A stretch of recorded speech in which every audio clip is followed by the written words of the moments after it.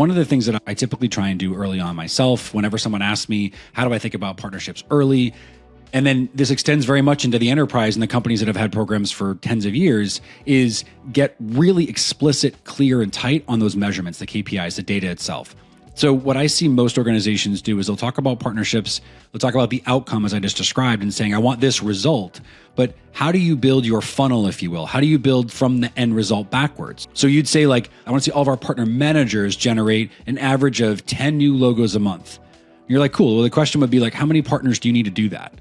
And what's the activation rate against those partners? And that, believe me or not, like specifically is the biggest challenge, activation rate. Well, we just know we're going to get some revenue from these partners. Fine. But what are the behaviors you're going to do beneath that to generate it? Is it QBRs? Is it co-marketing? Is it co-selling? Like, what are the motions, the tactics, the techniques you're going to actually use?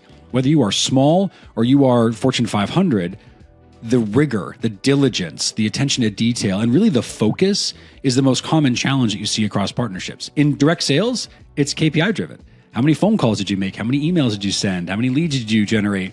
And then the funnel of that, of how many opportunities do we create? We should build that same rigor into partnerships and be intentional in terms of the framework I use is reach, frequency, and yield. I learned this from somebody. It's not my idea, to be clear. I don't take credit.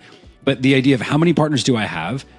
How often are they selling? And how much are they selling at? And I have 3 different options there. Which lever I pull is what matters. I think it's important to understand that this is not forever.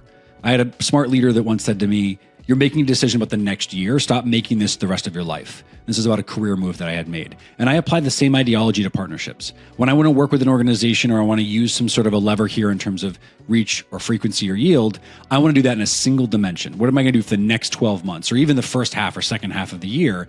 And I'm going to measure it closely, keep that rigor and diligence, and that's going to give me better directional data to make decisions as I try and move on from there.